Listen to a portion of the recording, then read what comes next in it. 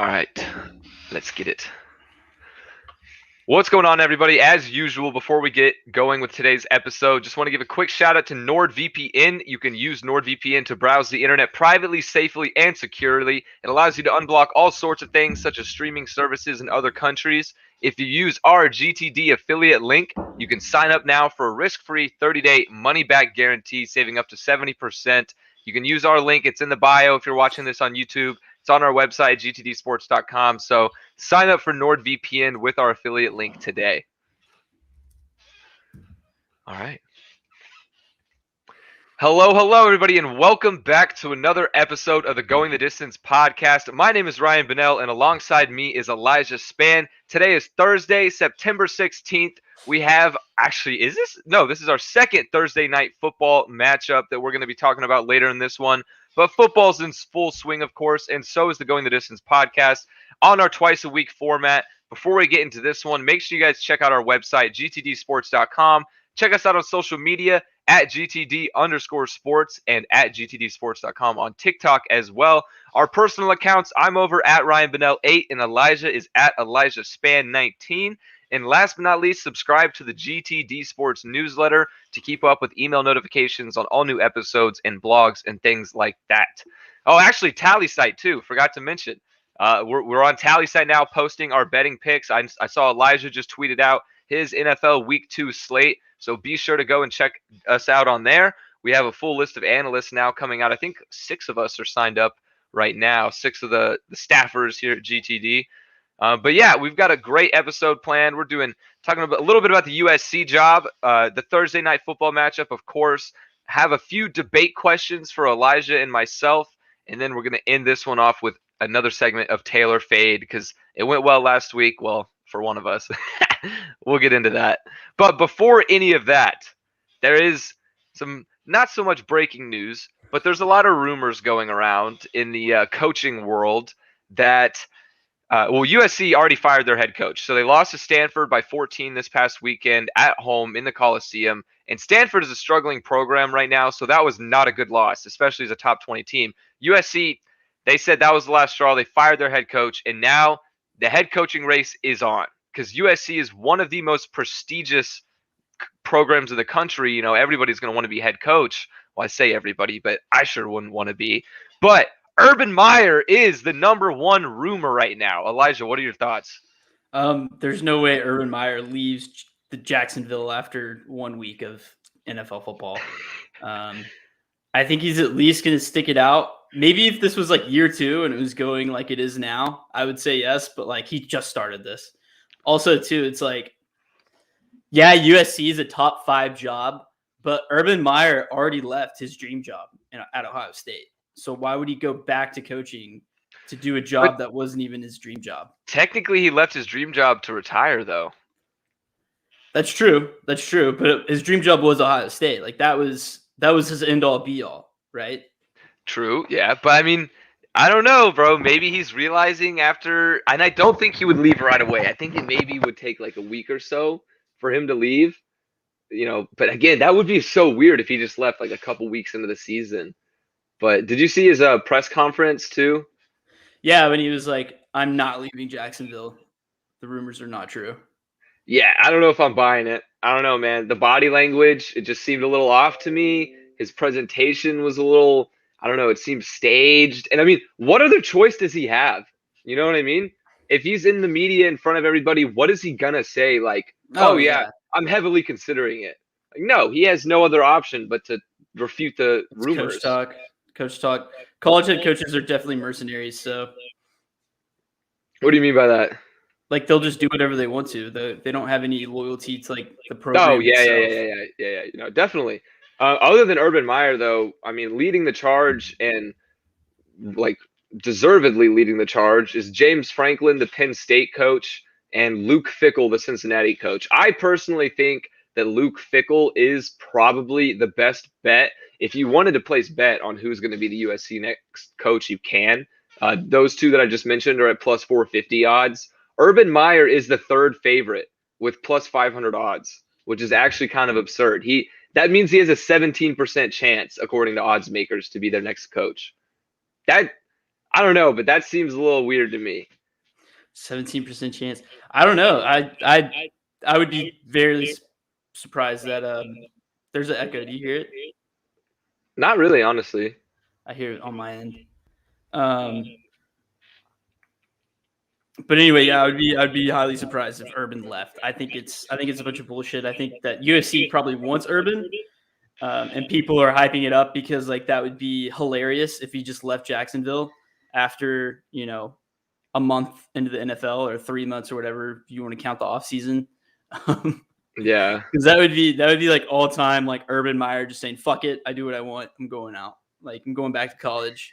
You guys don't like my ideas in the NFL. So I mean, he does do whatever he wants, though. He's fucking Urban Meyer.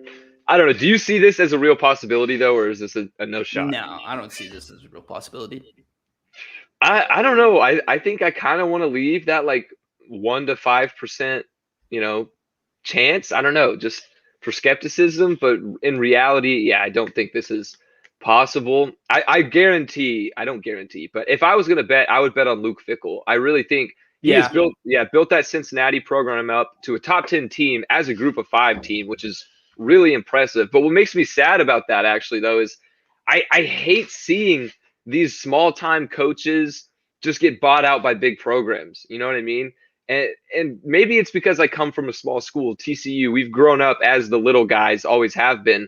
But TCU was lucky enough to find that coach and hold on to him because Gary Patterson has turned down countless offers from bigger schools and even NFL teams. So like these college teams, these, I don't want to say poverty franchises, but kind of these poverty programs that are never going to win a national championship, they're losing their coaches left and right now because they can't compete with the big schools. And so I don't know if that's a knock on the coach, because why wouldn't you want to coach a Power 5 team if you had the opportunity to? Yeah, because that's what you grow up wanting to be when you be a coach, is that like you want to have one of those big Power 5 jobs. Like you want the USC job, you want the UT job. I mean, you want the SEC job of like LSU or Bama or something like that. Like that's what you grow up wanting, Yeah. Like when you start your career, it's like, oh, if one day, like Ohio State, like those are the jobs that you want. And like it's pretty much been solidified that if you want to get those, you start at the group of 5. You make a New Year's Six Bowl with a group of 5 team, and then odds are one of those top 10 jobs are going to fire one of those coaches at some point. If you do well enough at the group of 5, then you're going to get hired. That's pretty much the roadmap. We've seen it time and time again. You've seen it with Scott Frost with UCF going to Nebraska, which probably closer to a top 20 job instead of a top 10 job. But 15 years that's ago, still a good example, though. Yeah, it's still a good example. I mean, Tom Herman from Houston to Texas. Yeah. Houston to Texas. They all do it. That's pretty much it. That's what they do. I mean, Chris Peterson, Boise State. I was just about to say that one. Like you could consider that a jump up because I mean Boise State is still a top 25 team. But yeah, I mean went to the Power 5. Yeah, it's another leap. Yeah. Well, they went from a group of 5 to the Power 5 and then turned Washington into a dog for a little bit, but yeah, they were a playoff team with him. They're a playoff team. So that's what they do. Like this is it. It's kind of like if you want to be a head coach in the NFL, you should be an offensive coordinator or quarterbacks coach under Sean McVay. You'll get a job in like 6 months. Yeah, it does. Yeah, you're right though. It does seem like there is like that roadmap. Yeah, of the group of 5 have to have success there before getting to the Power 5.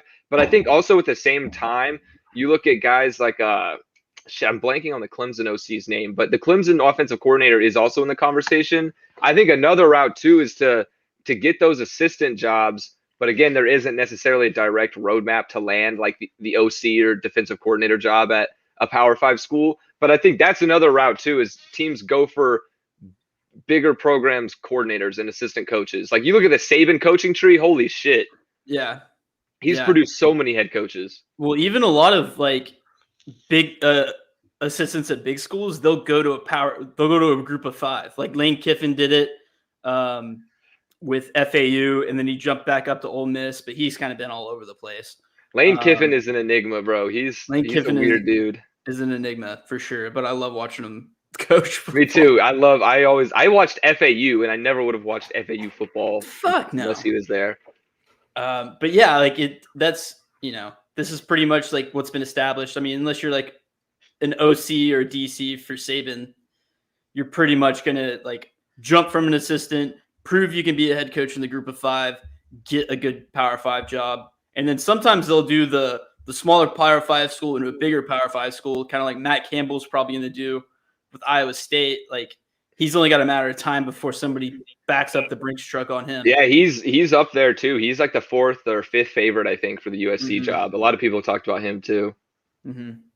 That's what it's kind of like a double-edged sword, because these guys, they have such loyalty to the program. Because I mean, Iowa State, especially, Campbell's a great example. I mean, Iowa State has never been a dominant football program historically, and right now they are easily one of the top programs in the Big 12 and probably a top 10 team nationwide. I don't know. They kind of had a rough start. They barely scraped by UNI, lost to Iowa last week. But regardless, they are a good football team now, and that is largely in part because of Matt Campbell. So it's kind of the double-edged sword now, because for Campbell personally, it may be in his best interest to take another job, probably a bigger payday, maybe a better living situation for his family. Who knows? I would certainly like to live in Southern California compared to fucking Ames, Iowa. 100%. That's just me. So, but then that other side of the sword is like, now this whole fan base that you've spent years like building their trust, you just kind of leave them in the dust. Well, money solves that problem. So, well, yeah, but it solves it for him. But I mean, the relationship between the fan base and him, I think some fans get mad, but I think most understand that, like, hey, if I saw that blank check too, I'd probably do the same thing. Which is because we've grown so accustomed to it. Because money talks, money don't discriminate. You know what I mean? Like, money's king. Money's king. Like, it's dollar to make you holler. Dollar to make you holler. Yeah, I don't, dude. But like in TCU situation, what would you do if Gary Patterson left? Like, how would you feel? I would be just so shocked. I'd be shocked. Yeah, I don't know how I would react, honestly. We also, I mean, he's pretty well paid. I think he makes into $6 to $7 million range, and that was a couple of years ago. One of the highest. He's like one of the top 5 paid coaches in the country, I think. So yeah, why would he? Yeah, honestly, I guess he's already getting the bag. So yeah, and too, he's got a fucking statue outside of him. Like I think he's already like GPAT has already established himself as the head coach in TCU. Like for forever, and I think he relishes that he is TCU football.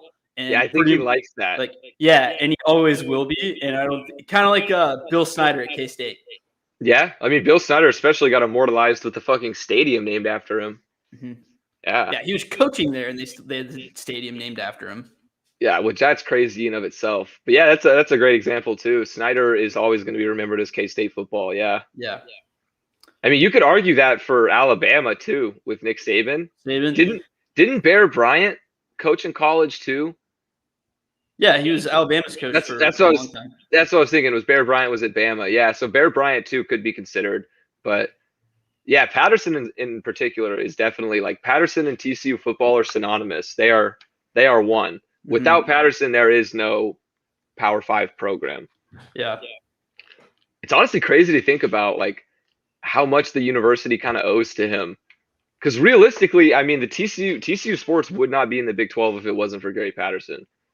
No, I don't think they would. Probably not. I mean, like he's been here for what, 25 years? Like our entire lifetime. He's been with TCU, so yeah, since 2001. Yeah, I was 3. I was a few months old. Yeah, exactly. So maybe 1.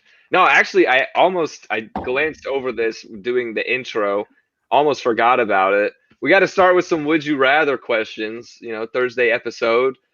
So that's kind of all there is really to it about the USC coaching job. Urban, not going to happen, most likely. I think Luke Fickell is probably going to be the best bet going forward. Just because, I mean, like we said, it's more common to go from that group of 5 to Power 5 rather than, James Franklin. I think that would be weird if he moved from Penn State to USC. I think Penn State is just as sought after as a job.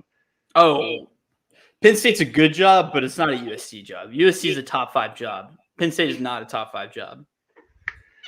Yeah, Penn State's like not even number 2 in his own conference. Like I would take obviously number 1 job in Big Ten is Ohio State. Probably Michigan is second, actually. Michigan would be 2. I mean, you could maybe argue Wisconsin as 3. Maybe. I think it would be between Wisconsin and Penn State for 3, yeah. Mm-hmm. So, like, it's arguably not even a top 3 job. When you put it that way, yeah. But, I mean, it's still, like a kick-ass job to have. Yeah, because, I mean, if you look at the Pac-12, USC is by far and away the number 1 job to have in the USC or in the Pac-12. You get to live in LA. A lot of people say Franklin will fit in LA pretty easily. So I could see him taking it too. He is a very likable character, James Franklin. He's a funny dude. Yeah. I saw a video of Keegan-Michael Key, the guy from Key and Peele.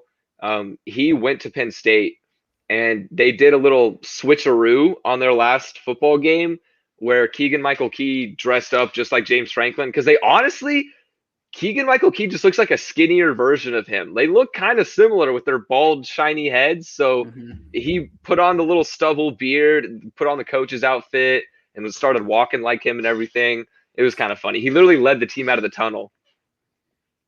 Thought that was funny. He does look like him, 100%.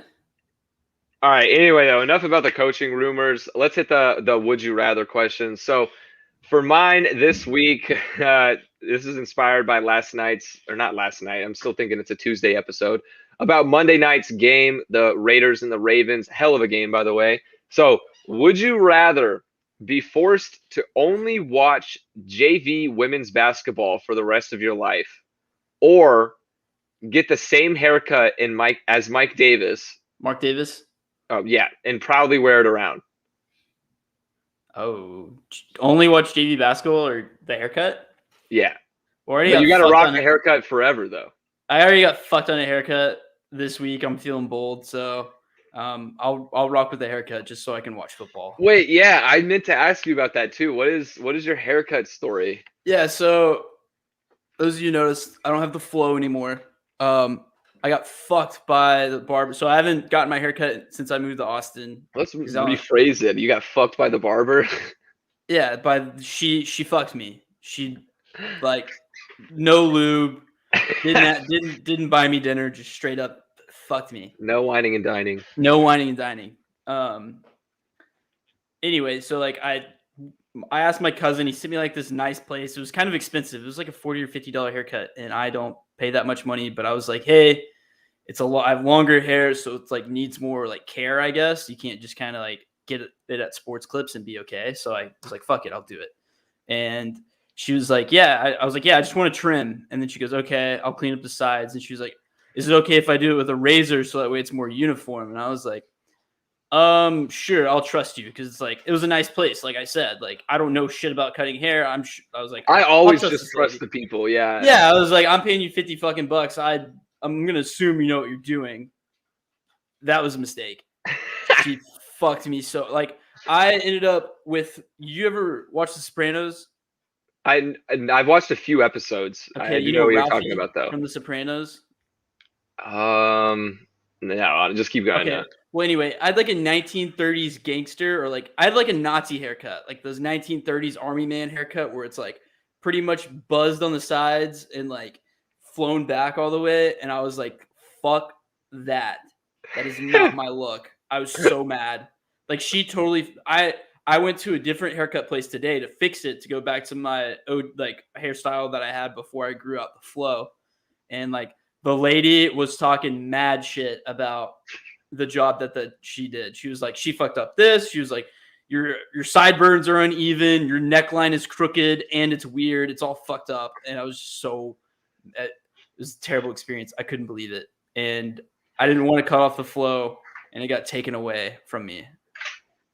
I got robbed. So how much were you trying to cut off?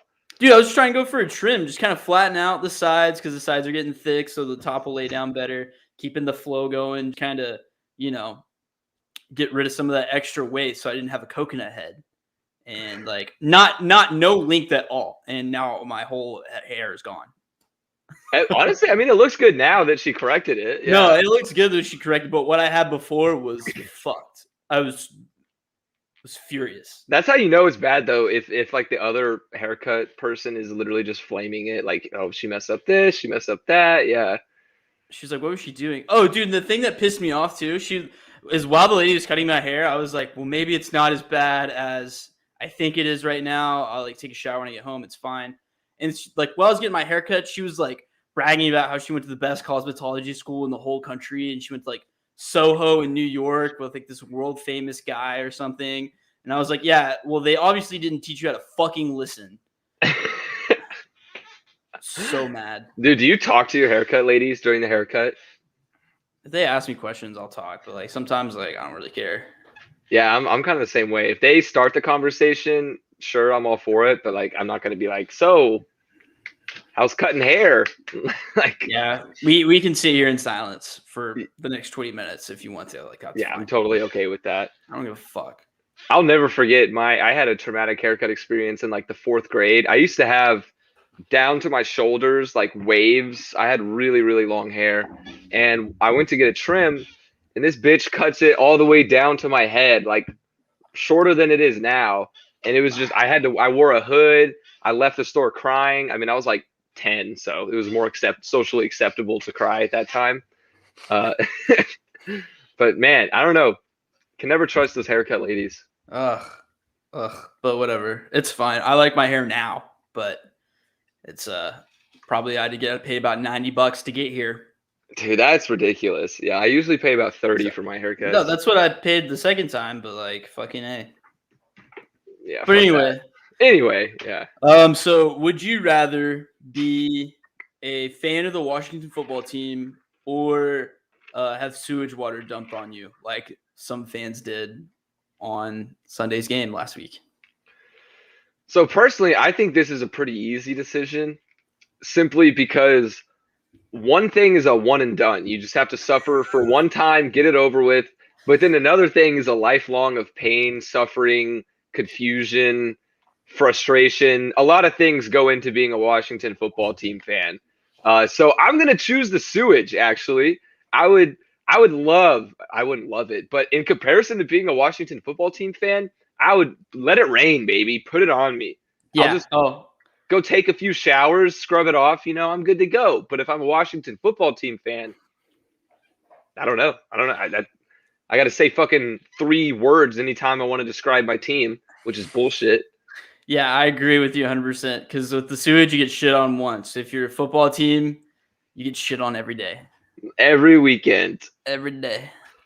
Except for maybe tonight. I don't know. That leads into our next topic, Thursday night football. Thursday night football. Dude, for some reason, like I'm really looking forward to this game. I am too. I don't know why. I think it's going to be a good matchup. Washington, New York. Mm-hmm. I think it'll be fine. Like, of course, there's a lot of question marks, though, surrounding both teams right now. Like, they're kind of both hot topics in the media. Mm-hmm. Because, yes. I mean, Washington, especially without Fitzpatrick. So, my thing with Washington right now is that everyone has been hyping up the football team nonstop. Like, they've been so high on them because they went to the playoffs last year and lost to Tom Brady. They competed and lost. But, like, I think people need to remember that this was a 7-9 football team that won a Dakless NFC East. Yeah. Well, they did get a little bit better in the offseason. But, yeah, you're right. I think people are overhyping them a little bit. And they're thinking that don't get me wrong, I love Ryan Fitzpatrick, but they're saying that Ryan Fitzpatrick all of a sudden turns his team around, like he was the missing piece. Ryan Fitzpatrick has never been a missing piece in his entire career. He's just a really good backup who puts a few electric good games, and then he inevitably falls. Like he does not change the future of the Washington football team, and people are acting like he does. So I think a lot of people have been overreacting about them, and then we'll see what Heineke can do. I think this is going to be a really good matchup. I'm leaning probably towards the football team to win this matchup because their defense is good, and Daniel Jones is a turnover machine. Not just interceptions, but fumbles too. His fumbling is arguably worse than his interceptions. It probably is. He didn't have any picks against Denver, but he had a fumble. I mean, I would put a prop bet for Chase Young to have a forced fumble tonight. That might be some juicy odds, actually. Juicy odds, too. Very juicy odds.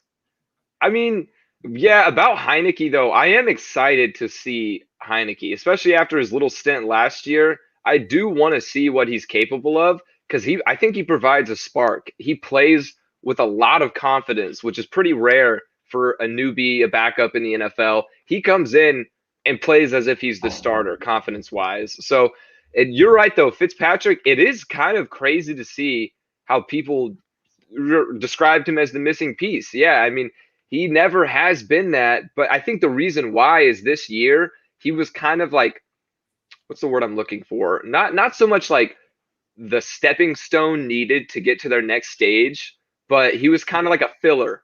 He's the unheralded starter for like the second time in his career. Yeah, but chances are though, even if he was healthy all season, he would play all year and Washington would draft a quarterback. Dude, honestly, I'm of the opinion that at some point he would have probably been benched for Heineke if he's been healthy all year. Really? For like a game or two, and then they'll put him back in. I think Heineke though might actually be good. And I know Fitzpatrick won the job, so he can't be that great. But I think Heineke might pop off. I think Heineke just puts his nuts on the table. That's what I'm saying. He's so confident. It's insane. Like I think that's what, like, the few times, like, he's not necessarily like the super talented guy. He's not like a franchise QB, but he's in like that Gardner Minshew, like, I'm gonna put my fucking nuts on the table. Plays with heart. You guys love it. It's probably it's almost like the tatted QB thing. I feel like tatted QBs have a little extra flash to their game. Like you think it adds +2 speed to their Madden stats. Oh, for sure. Yeah. Like a couple of awareness points. I don't know. Just maybe it's like they walk around with a bigger dick. You know what I mean? Basically. And with Heineke in charge, though, I think the defense. I know we've talked about the defense plenty because that's what the Washington football team should be known for, is their defense this year. But they're going to have to step up even more without Fitzpatrick. They're really going to have to rely on that defense, and they're going to have to. I don't know. The defense is probably going to be on the field for the majority of the game, I would say now. Like time of possession-wise, I would say Fitzpatrick would be much better at controlling the ball just because he's a veteran in that sense. Mm-hmm. So that might be something to look at too. Well, I think a lot of this is on the OC. I expect a heavy dose of Antonio Gibson and Scary Terry early and often. A lot of screenplays, just get the balls in the playmakers' hands, because that's kind of what you do when you're in a backup situation. Just put the ball in the hands that can make plays. You know? So a lot of screen passes, a lot of quick slants to Scary Terry, and then just handing the ball off to Gibson. I expect a lot of that. Hey, we'd be okay with those quick slants to Scary Terry. We got him on our podcasters fantasy team. Damn straight. Yeah, I think McLaurin, they've got to get him going. Yeah, because I think he did okay in week 1, but they've got to target him a little bit more. I mean, De'Ami Brown, as talented and athletic as he is, he's a rookie and he's their wide receiver 2 right now. So they got to get some more targets to Logan Thomas as well. But we talked about it a little bit last week. I think it's really going to be interesting to see how this relationship with Heineke and McLaurin pans out. If Heineke's really going to rely on him and use him as that veteran rock to get him, third down, always look for McLaurin, that kind of thing. Or is he going to struggle to get the ball to McLaurin because defenses know that rookie quarterbacks rely on veterans? Like it could go the opposite way. Yeah, I mean, I don't know, but I wouldn't put that much faith in the Giants defense. Because McLaurin's that good. You know what I mean? Yeah. McLaurin is super talented. Yeah, he's one of the best young receivers in the league right now. The Giants defense isn't so much that bad. I mean, they got Jabril Peppers, Adoree Jackson, Xavier McKinney, Leonard Williams. There's a few recognizable names on their defense. They definitely got better over the offseason. But against the Broncos, they looked like shit. I mean, Teddy Bridgewater was throwing all over them. Yeah. Teddy Bridgewater had a field day with them. If Teddy Bridgewater slices and dices you up, then you have problems. Yeah, a lot of problems too. And another thing that I want to know, or at least another question I want answered in this Thursday night game, is if the Giants really can't get anything going offensively, and if Washington is not the best team to play if you want to get things started, But what does this mean if the Giants can't get shit going for Jason Garrett as an offensive coordinator? I think it's time to make some changes, probably. Pack your bags and get the fuck out of New York. Yeah. Maybe not this early in the season, but like this would be because Jason Garrett has a penchant for staying around a little bit longer than he should. Yeah. I mean, especially at Dallas. Yeah. So, I mean, probably, I would say by midseason. Plus, the Giants are known to be patient. They let their guys stick around. They let it play out. So let's see. Joe Judge was like kind of a good coach last year. This year, I'm not as sold on him after that whole Hardo move, football guy, making his team do up downs, making millionaires do up downs after they got into a team fight. So like, I remember that. Yeah, so I'm not too high on him anymore. That's why I'm looking so much forward to this game because as a Cowboys fan, I want to see the state of the NFC, these two NFC East teams. So, well, yeah, from the Cowboys' perspective, this is literally their competition. I know the Eagles looked great in Week 1 against the Falcons, but it's the Falcons. Remember that, Eagles fan. The Falcons. That's the Falcons, man, they're going to be shockingly bad this year. I think actually they might finish as a bottom 3 team. I think you're right. Like Texans, right. Lions, and them probably. I don't know. We're rooting for the Lions though. Oh, 100%. Yeah, we're rooting for the Lions to win the division, 100%. Baby. But who do you got tonight? Do you have any action? I have not placed any action yet. I am debating it. If I'm gonna bet, I'm probably taking Giants +3, or plus 3.5, whatever the line is. Is it 3.5? 3.5. 3.5, yeah. So I would probably take Giants +3.5 because I think regardless of who wins, it's gonna be a really close game. So it's going to be a sweat of a bet no matter what. This could be a 4 or 5, 6 point game. So I don't know. That's partially why I kind of want to just stay away and enjoy it as a fan. I don't know what to do. What's your final score prediction? So the total is at like 41 or like 40.5. Wow, that's low. But my thing is that sometimes these Thursday night football games are gross and they have a pretty high scoring. So I would go on the over. Over? Yeah, I could see the over happening. Just because of Thursday night football and how low it is. But on the flip side, like backup quarterback versus Daniel Jones, who's essentially a backup quarterback. And them two going at it. Like, I don't know. But we'll see. Teams tend to get sloppy on TNF. So this could be, and it's a very easy total to reach. So I'd probably bet the over if I was going to bet. If I was going to bet on either the Giants or the football team, I don't even know, dude. It's tough. Like, I want to take the dog at the same time. Like the football team's a better team overall, so I don't even know. Like I'd probably stay away personally and just do some prop bets. Like Daniel Jones over 22.5 rushing yards, probably be the bet of the night. I got that. I think I saw that's actually a really good one. Yeah, too. I think I saw Logan Thomas's player prop for receptions is over under 4.5, which honestly 5 receptions, that I could totally see that for Logan Thomas today. We'll see. Yeah, sometimes backups like to rely on the tight ends for those 4-yard passes, so it can happen. Yeah, definitely. I don't know. I'm weirdly looking forward to this gross matchup. I think for my score prediction, I think it's going to end like 23-20 around that range. Okay. Which team will win? I have no fucking clue. This is literally a coin flip. I think it's going to be anywhere from a 3 to 6 point game. That's what I might bet on. Actually, I might bet on the deficit. Victory. Yeah, margin of victory. I might just bet on it 3 to 6. If I can, I don't know. If I can, I gotta check the lines on that. I feel like live bets offer that shit. Live bets offers everything, bro, but it's like too much what it offers. Yeah, it gets overwhelming. Yeah, exactly. It's just like you guys are asking me to lose money right now. Yeah.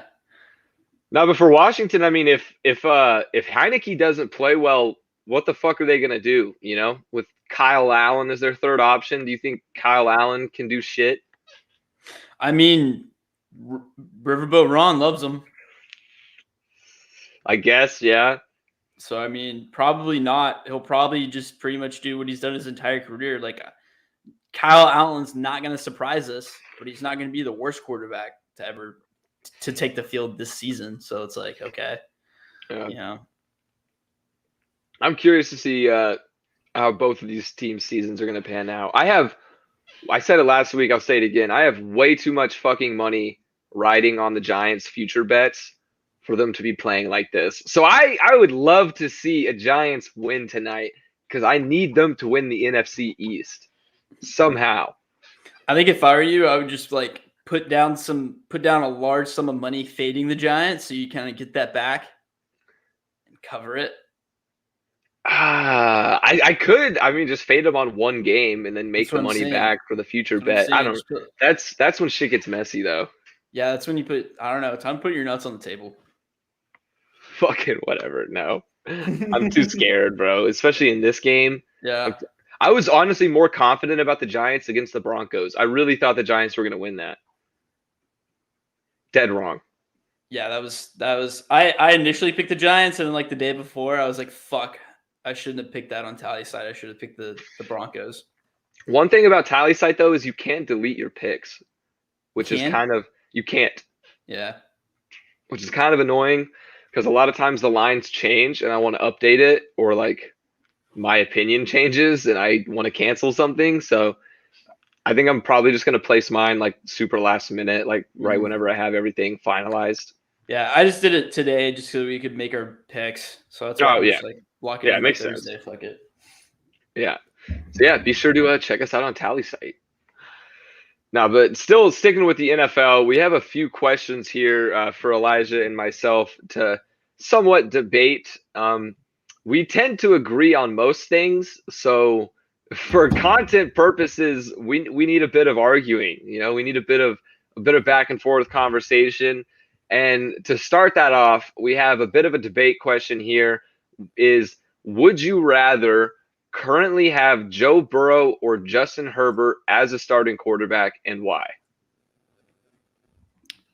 Justin Herbert. I already know what you're gonna say. Yeah, I already know you're gonna say Herbert on this one, so. I want to hear why. The deep ball for one. Arm strength in the deep ball. You don't think Joe Burrow can throw the deep ball? Look at his stats.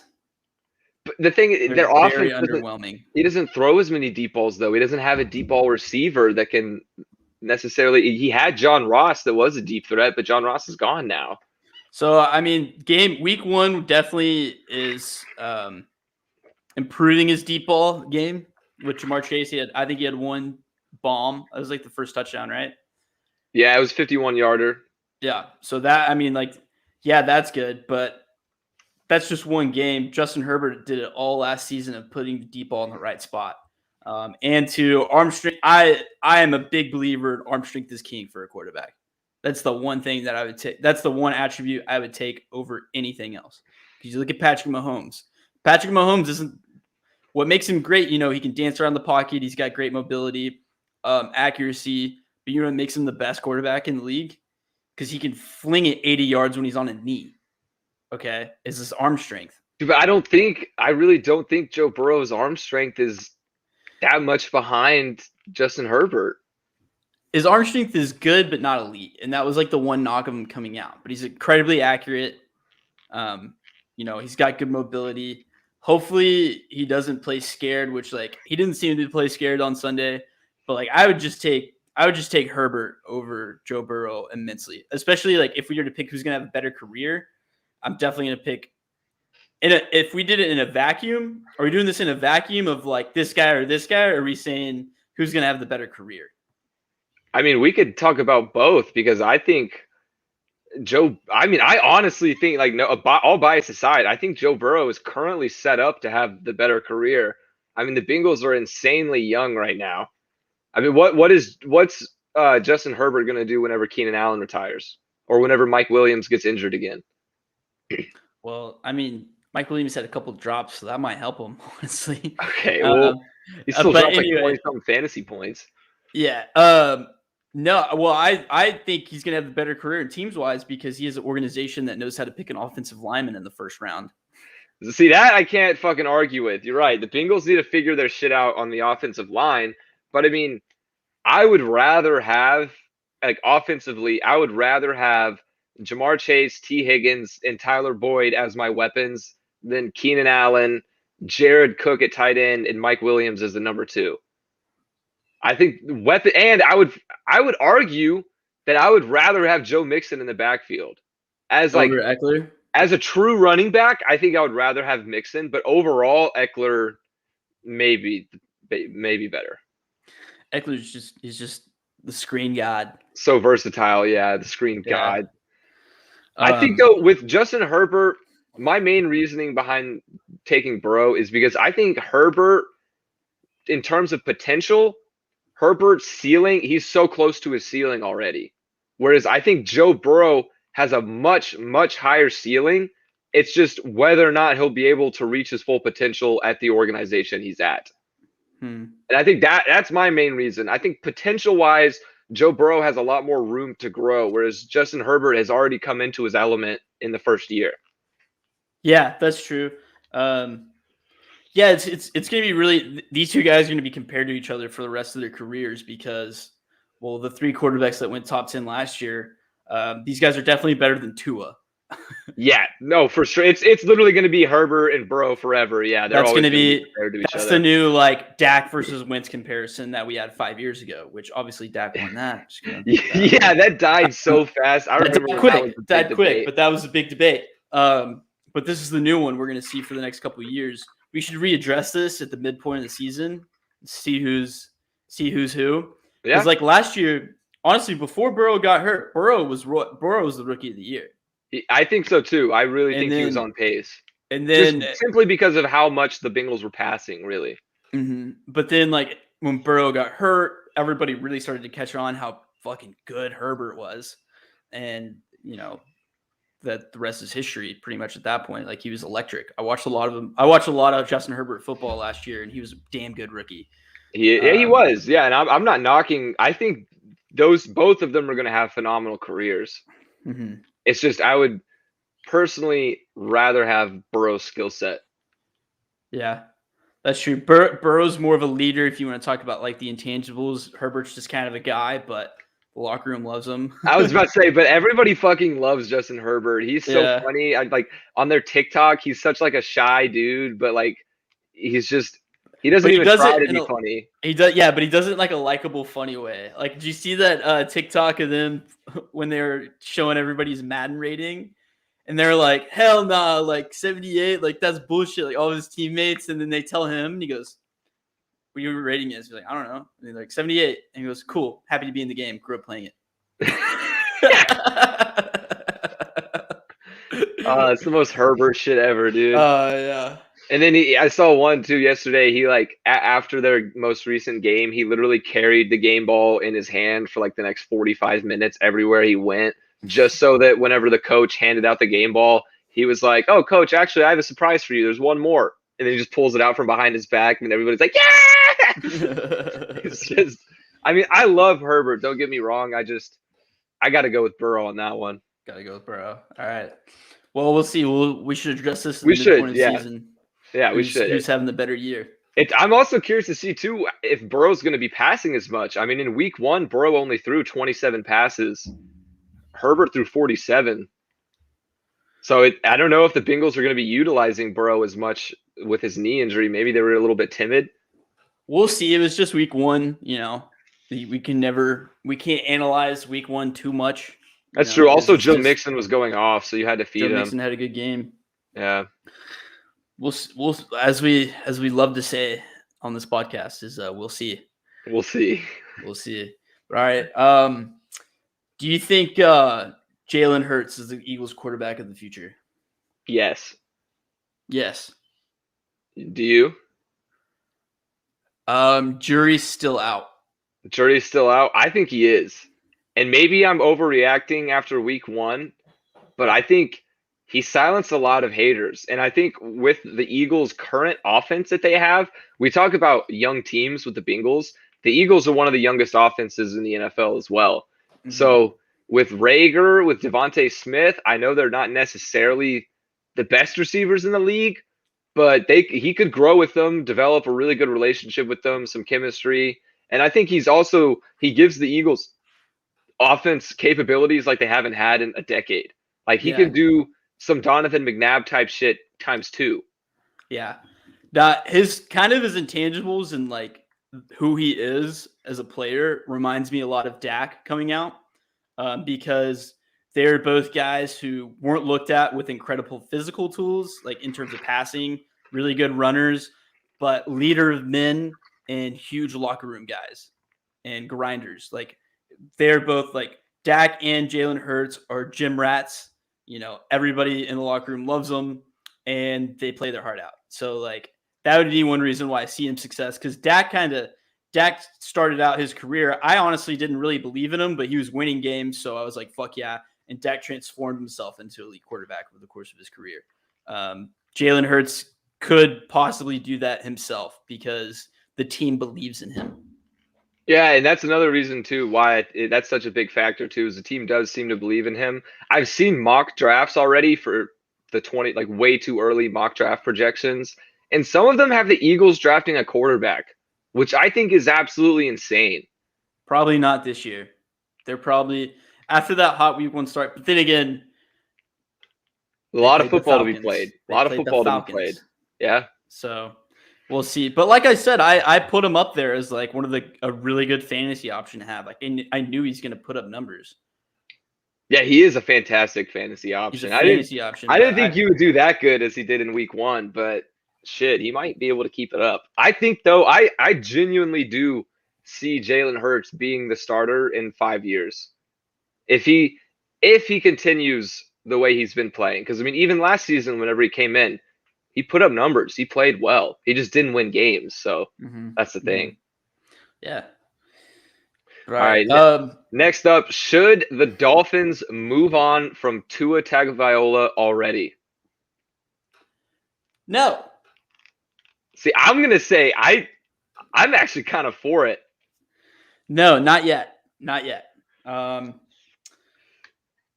It's too early. He was hurt a lot last year.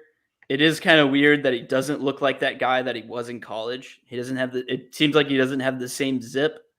Doesn't have the same anticipation. His mobility isn't what it was in college. And maybe it's a lefty thing. Maybe lefties can't play in the NFL too. I don't know. Having the Tebow shit. Tebow. Tebow's another story. His problem wasn't being a lefty. His problem is that he didn't know how to throw a football the right way. Hey, man, Tebow mania, bro. What are you talking about?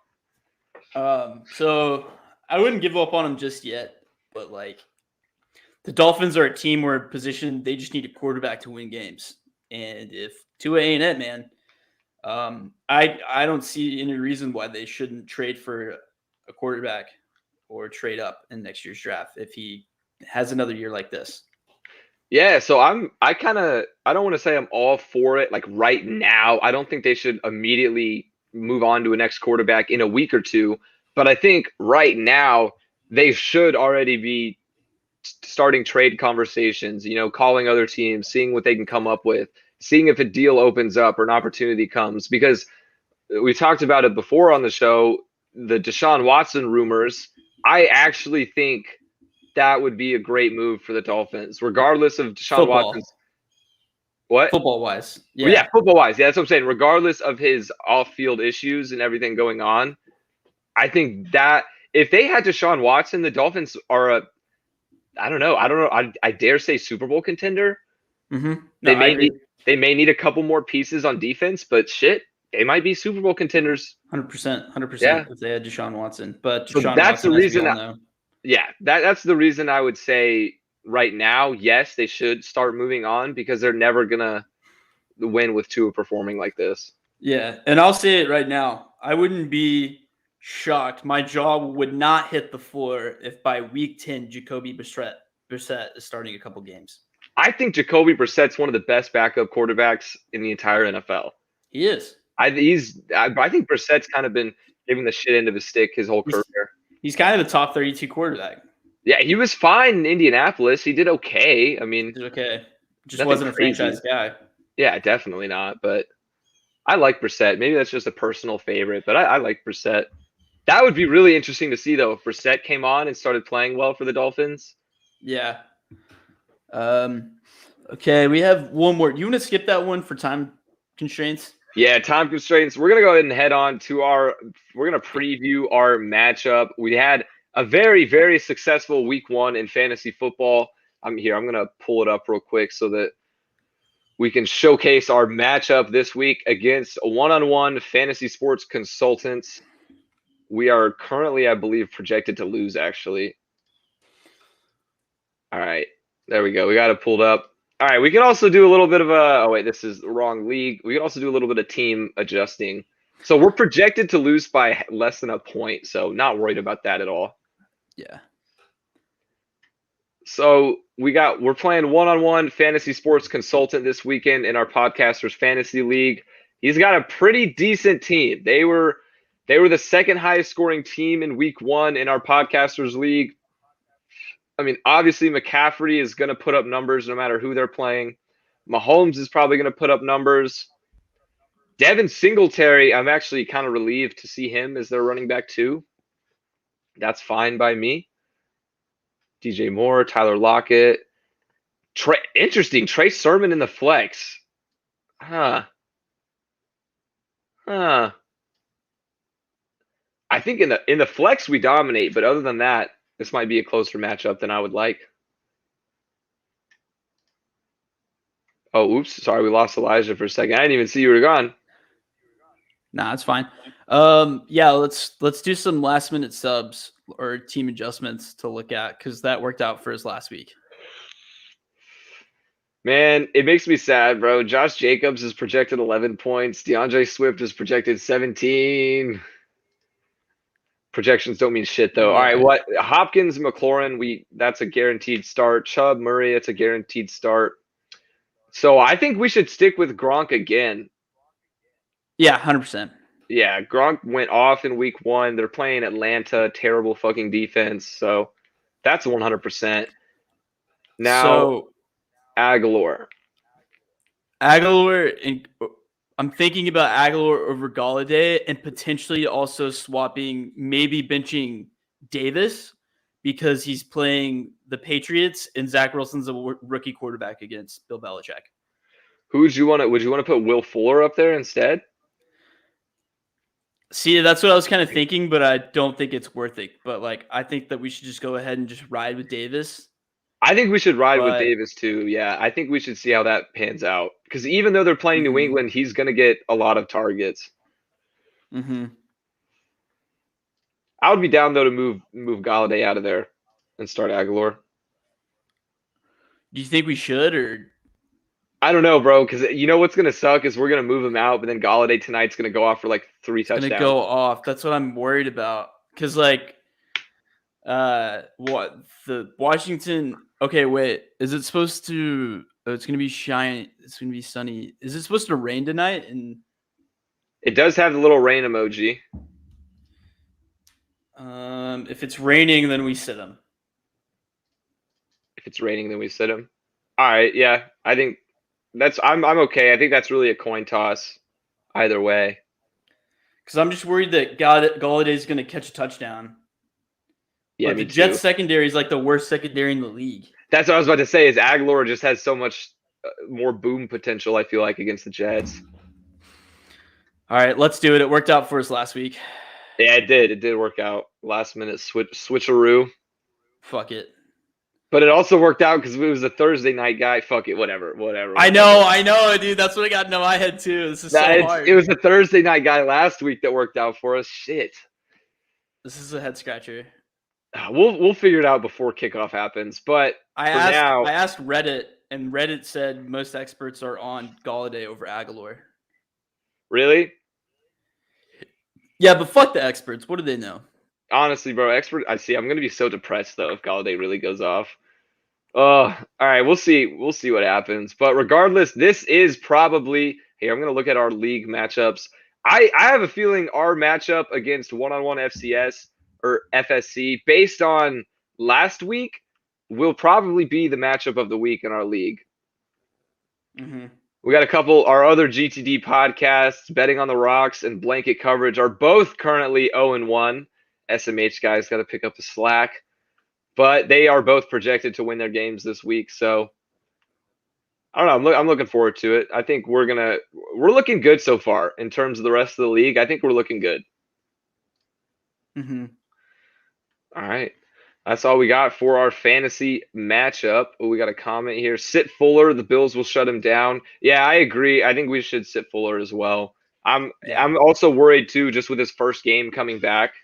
So from suspension, we'll see how that pans out. I have him in a couple of my leagues, so I would love if he could actually work out as the Dolphins' #1 receiver. That'd be fantastic. All right, time to round out the episode. We did this for the first time last week. We think we're just going to stick with it as the way to end our Thursday episodes, give you a little preview into our picks as well for the weekend. So with that being said, let's go ahead and recap last week's session of Tail or Fade. Elijah, tell us how we did. So you had a really good week, and you went 7-3 based off of my picks, and I went a dismal 3-7 based off of your picks. Seems like a little simple day of work for me, you know. Yeah, it was not sick. It's not dope. Yeah, so if you're unfamiliar with how we do this, Elijah and I read each other off our top 5 picks for college football and NFL.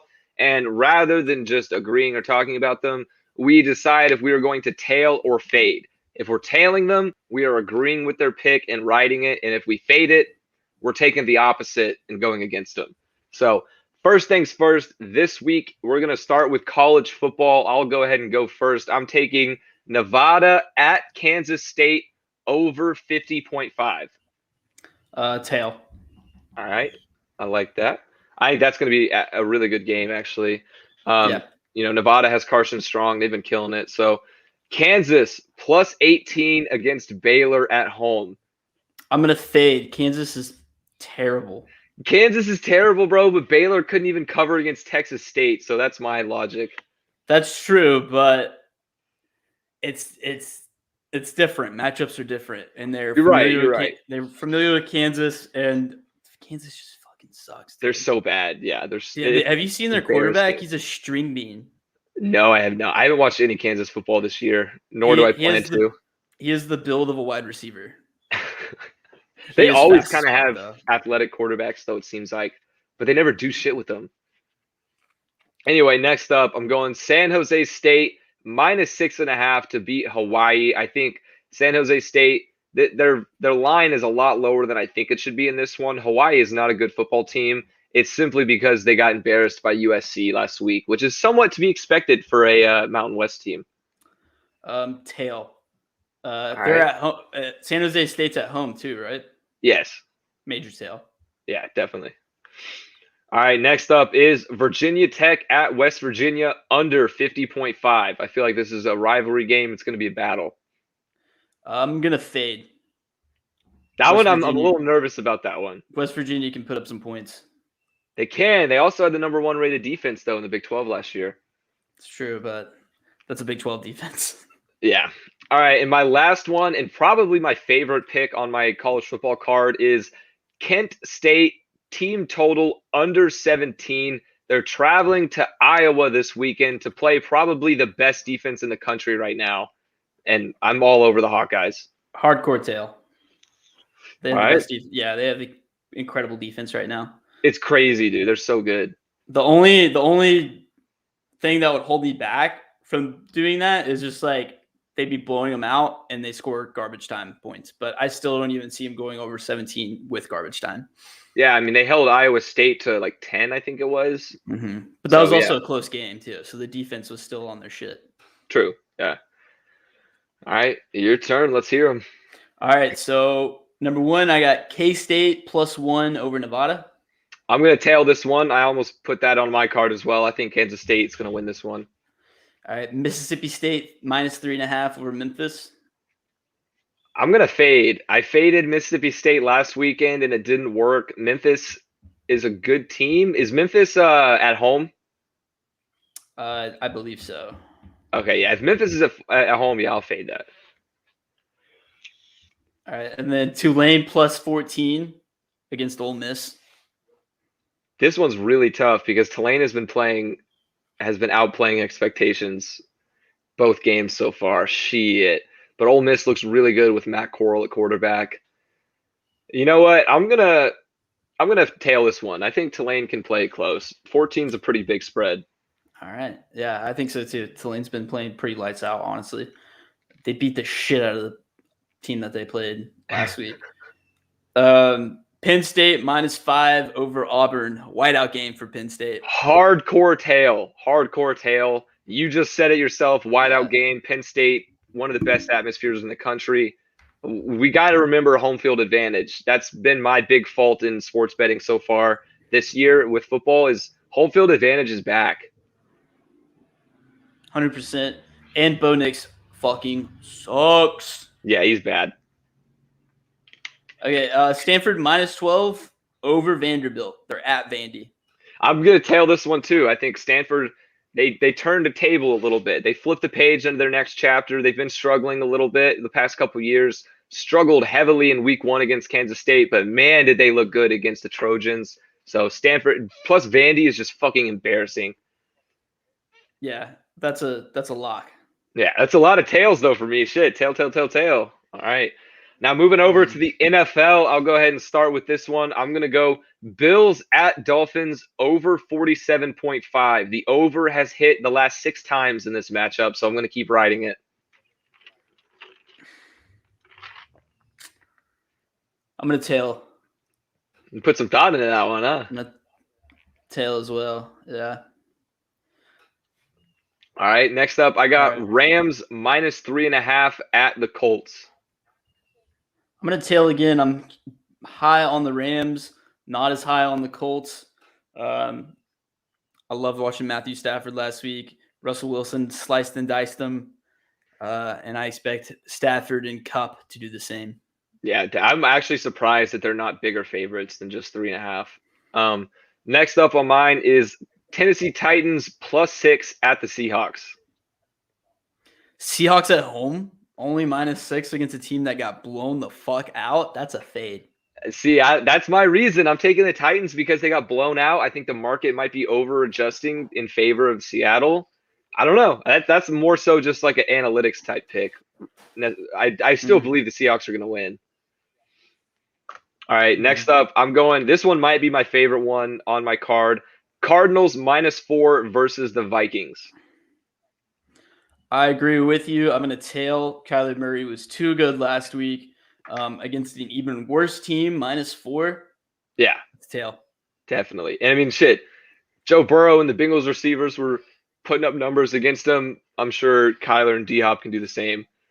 And then my last NFL pick of my top 5 is going to be an underdog moneyline pick. I'm going with the Las Vegas Raiders +225 moneyline to upset the Steelers on the road.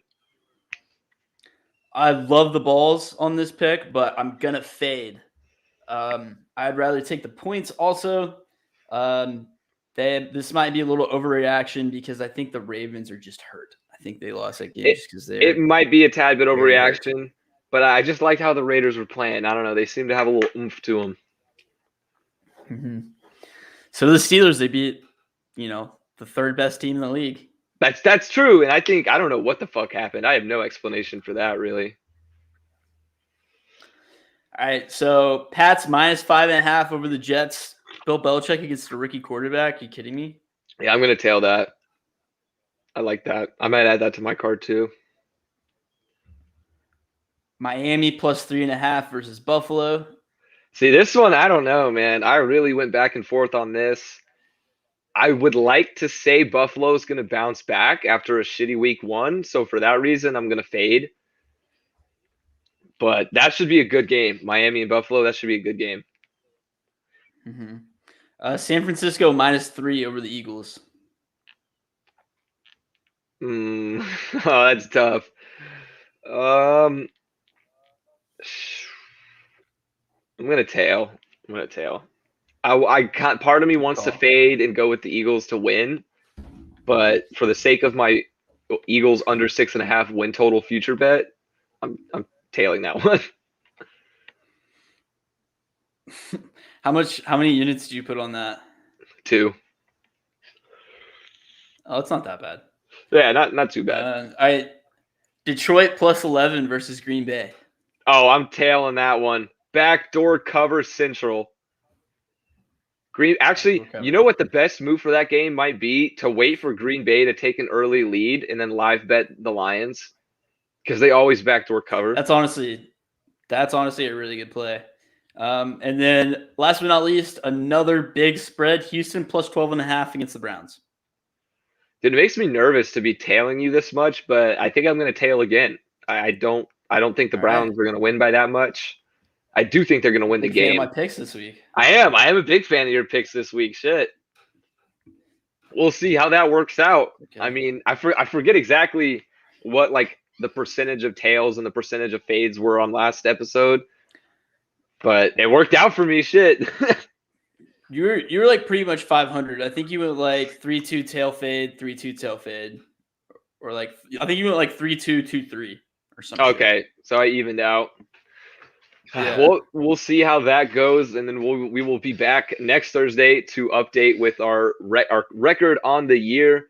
But that is going to be it for this week's episode. Yeah. I'm sure everybody that's listening to this is going to be watching Thursday Night Football. Should be a good game. I'm excited for it, even though it's kind of a garbage matchup.